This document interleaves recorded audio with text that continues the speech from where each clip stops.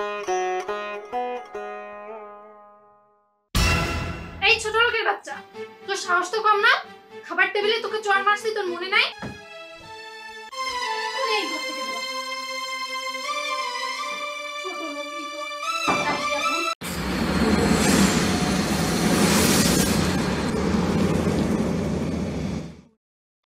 মামনি খেতে আয়। আসছি বাবা।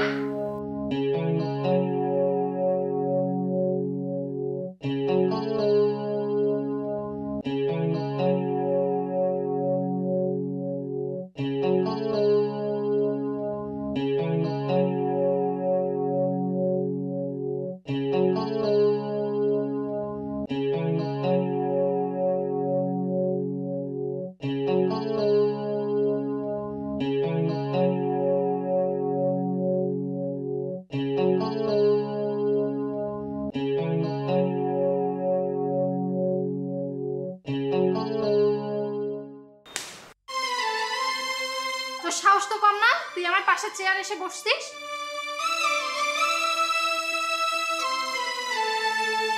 তোর সাহস কি করে হয়? তোর মতো একটা গাইয়া খ্যাত আমার পাশে এসে বসছিস। তুই কি ভাবছিস তোর মতো ছোট লোক খ্যাত তার সাথে বসে আমি এক টেবিলে খাবো? তাহলে তুই ভুল ভাবছিস। তোর সাথে খাওয়া তো দূরের কথা, আমি এক টেবিলে বসবোই না। যা আমার চোখের সামনে থেকে সর, নইলে কিন্তু। মনি, হে তুই কি করলি? তুই জীবনে গায়ে হাত তুললি? ও তোর হাজবেন্ড, ও এবারে একমাত্র জামাই, ওই তো তোর পাশাপাশি খাবে, এটাই তো নিয়ম। বাবা, তোমরা ওকে তোমার বাড়ির জামাই হিসেবে মেনে নিল, এই গাইয়া খ্যাতকে আমি আমার হাজবেন্ড হিসেবে মেনে নিতে পারবো না। আমার হাজবেন্ড হওয়ার কোনো যোগ্যতাই ওর নাই। ও কই আর আমি কই? কখনো কি শুনেছো তেলে জলে একসাথে মিশ খায়? তেমনি ও আর আমি কখনোই এক হতে পারবো না। আর ও যদি এই টেবিলে বসে ভাত খায়, তাহলে আমি এই টেবিলে বসে ভাত খাবো না। এটাই আমার শেষ কথা। মনি, বাবা প্লিজ ওকে কিছু বলবেন না, ও তো ঠিকই বলেছে। আমার তো যোগ্যতাই নেই ডাইনিং টেবিলে বসে খাওয়ার।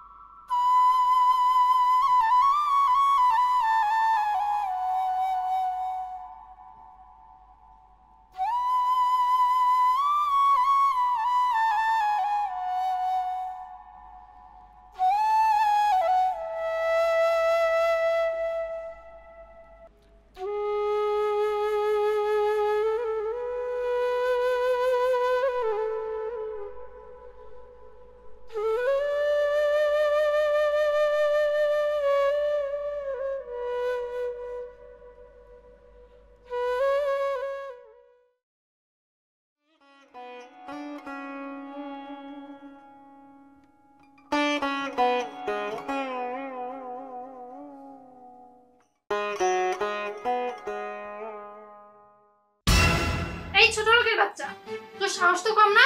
খাবার টেবিলে তোকে চড় মারছি, তোর মনে নাই? তুই আবার তোর এই নোংরা কাপড় চোপড় নিয়ে তুই আমার বিছানায় আসছিস। যাবে হ। দেখো, আমি এই রুমে না থাকলে কোথায় থাকবো? বাবা তো বললো এই রুমে এসে থাকতে। তুমি মানো আর না মানো, সবাই তো জানেই আমরা এখন হাজবেন্ড ওয়াইফ। এখন যদি আমি বাইরে যেয়ে থাকি, লোকে কি বলবে? তুমি বরঞ্চ উপরে থাকো, আমি নিচে বিছনা করে থাকি। এই, তুই নিজেকে খুব চালাক মনে করিস? তুই কি মনে করিস এই পৃথিবীর সবথেকে বড় চালাক তুই আর আমি বোকা? তাহলে তুই ভুল ভাবছিস। আমি এতটাও বোকা না যে তোরে আমার রুমে রেখে আমি শান্তিতে ঘুমাবো। আর তাছাড়া তোদের মতো ছোট লোকের বাচ্চাদের না আমি একদমই বিশ্বাস করি না। তাই আমাকে এত কথা না বলে তুই এখনই রুম থেকে বের হ। আর লোকজনে কি বলবে সেটা না হয় আমি দেখবো, তুই আগে রুম থেকে বের হ। এই ঘর থেকে বের হ। ছোট লোকই তো কাটিয়া ভূত।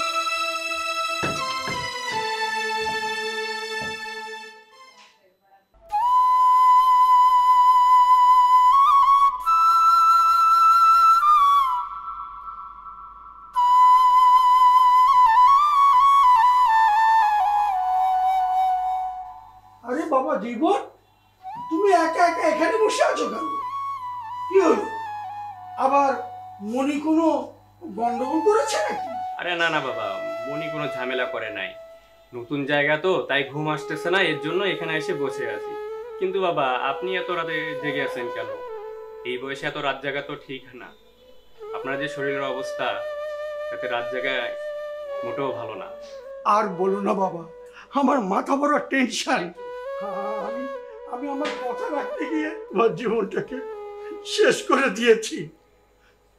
আমার মনে হয় আমি যদি তোমাকে অনুরোধ না করতাম তাহলে তোমাকে হয়তো এত কষ্ট করতে হতো না। আমি আমার জীবনে যে পাপ করেছি সে পাপের প্রায়শ্চিত্ত আমি কিছুতেই করতে পারবো না, কিছুতেই না।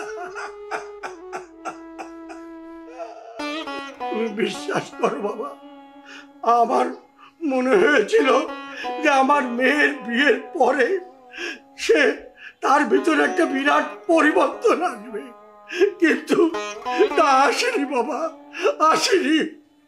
আমার মনে হয় আমার জন্যই আজকে তোমার জীবনটা একেবারে শেষ হয়ে গেল। তুমি তুমি আমাকে ক্ষমা করে দিও বাবা, ক্ষমা করে দিও।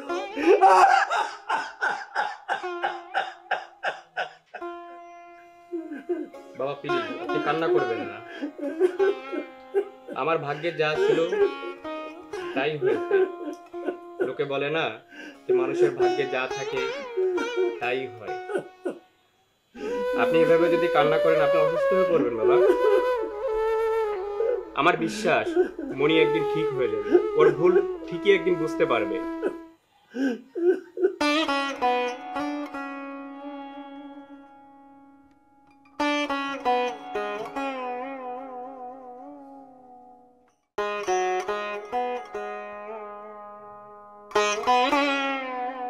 বাবা, বাবা, কি হয়েছে তোমার? তুমি এত টেনশন করতেছো কেন? আর তুমি এই টাইমে অফিসের থেকে চলে আসলে যে? আরে আমার সব শেষ। আমি আমি একেবারে নিঃস্ব হয়ে গেছি মা। মানে বাবা, তুমি এসব কি বলছো? তুমি নিঃস্ব হয়ে গেছো মানে? আরে মা, আমি একদম পথের ফকির হয়ে গেছি মা।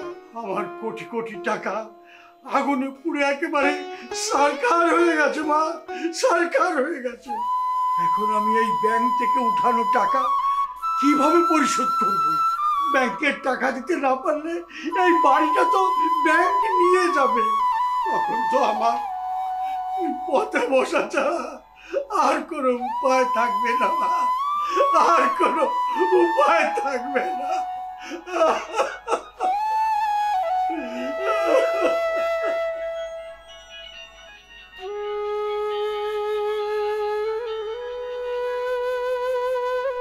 হ্যালো, জি বলছি।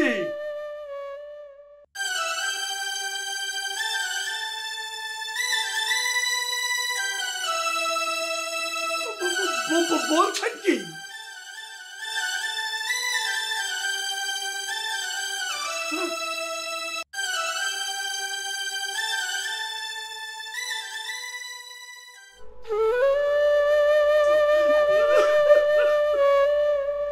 বাবা, তোমার ফোনে কে কল দিছে আর কি বলছে? আর বলিস না মা, ব্যাংক থেকে টেলিফোন দিয়েছে। মারে, আমি যা ভাবিছি তাই হয়েছে। ব্যাংক থেকে টেলিফোন দিছে, বলছে আগামী 7 দিনের মধ্যে আমি যদি লোন শোধ করতে না পারি তাহলে এই বাড়ি ব্যাংক নিলামে তুলে দেবে। আমি কিভাবে এতগুলো টাকা 7 দিনের মধ্যে পরিশোধ করব? আমি যে সত্যি পথের ফকির হয়ে গেলাম। মানুষ যে আমার দেখে হাসবে। না বাবা না, আপনার এই ছেলে বেঁচে থাকতে সেটা কখনোই সম্ভব হবে না বাবা। আপনার টাকা নেই তাতে কি হয়েছে? আপনার ছেলে তো টাকা আছে। ব্যাংক আপনার কাছে কত টাকা পায় বলেন বাবা? আপনার এই ছেলে শোধ করবে। এই ছোট লোকের বাচ্চা, তোর সাহস তো কম না? তুই আমার বাবার এই খারাপ সময় মজা করতে আসছিস? তোর কি মনে হয় আমার বাবা এখন মজা করার অবস্থায় আছে? যার কাছে একবেলা ভাত খাওয়ার টাকা নেই সে আবার আসছে আমার বাবার কোটি কোটি টাকার লোন শোধ করবে। যা আমার চোখের সামনে থেকে। কে বলেছে আমার কাছে একবেলা খাবার টাকা নাই? আমার কাছে যে পরিমাণ টাকা আছে তা দিয়ে এই শহরের নামকরা বিজনেসম্যানদের 3 বার কিনতে পারবো। আর মিসেস মনি আমাকে যা দেখছেন আমি কিন্তু তা না। আমার পরিচয় যদি শোনেন আপনি হজম করতে পারবেন না। আপনার বাবা তো এই দেশের মধ্যে একজন কোটিপতি, কিন্তু আমার বাবা এই দেশ সহ আরো কয়েকটা দেশের মধ্যে 10 জন কোটিপতির মধ্যে একজন। আপনি হয়তো চিনবেন, এই দেশের সব থেকে দামি ব্র্যান্ডের গাড়ির শোরুমের মালিক আমার বাবা। শুধু এই দেশ না, এই দেশের বাইরেও অনেক দামি ব্র্যান্ডের গাড়ির শোরুমের মালিক আমার বাবা, এবং আমি আমার বাবার একমাত্র সন্তান। বাবা, তুমি এসব কথা কি বলছো? কই, তুমি তো আগে কখনো এসব কথা বলনি। আমি তো মনে করেছিলাম তুমি মধ্যবিত্ত পরিবারের সন্তান। তাই তাই তোমার ব্যবহার দেখে আমি আমার মেয়ের সাথে তোমার বিয়েতে রাজি হয়েছিলাম। হ্যাঁ বাবা, আমি চাইনি আপনি আমার বাবার পরিচয় আমাকে চিনেন। আমি চেয়েছি আপনি আমার পরিচয়ে আপনি আমাকে চিনবেন, কারণ টাকা যা কামাইছে আমার বাবা কামাইছে। আর আমি কখনো চাই নাই আমার বাবার টাকায় আমি নিজেকে কোটিপতি প্রমাণিত করি। আমি যেমন আপনাকে তেমন বলেছি, আমি আপনার মেয়ের মতন কখনো বাবার টাকায় কোটিপতি প্রমাণিত করতে চাইনি। তাই বাবার পরিচয় আমি দেই নাই। আর প্রথম দেখায় আপনার মেয়েকে আমি ভালোবেসে ফেলেছি, তাই আপনার অনুরোধ ফেলতে পারি নাই। কিন্তু আপনার মেয়ে যে এত অহংকারী সেটা আমি বুঝতে পারি না। বাবা, আপনি চিন্তা করবেন না, আমি থাকতে কেউ আপনাকে এই বাড়ি থেকে বের করতে পারবে না। জীবন, তুমি আমাকে মাফ করে দাও জীবন। আসলে আমি আমার ভুল বুঝতে পারছি। আসলে টাকা থাকলেই মানুষ বড় লোক হয় না, বড় হইতে হইলে একটা মন দরকার, যেটা আমার নাই। তাই আমরা আজকে পথে ফকির হয়ে গেছি জীবন।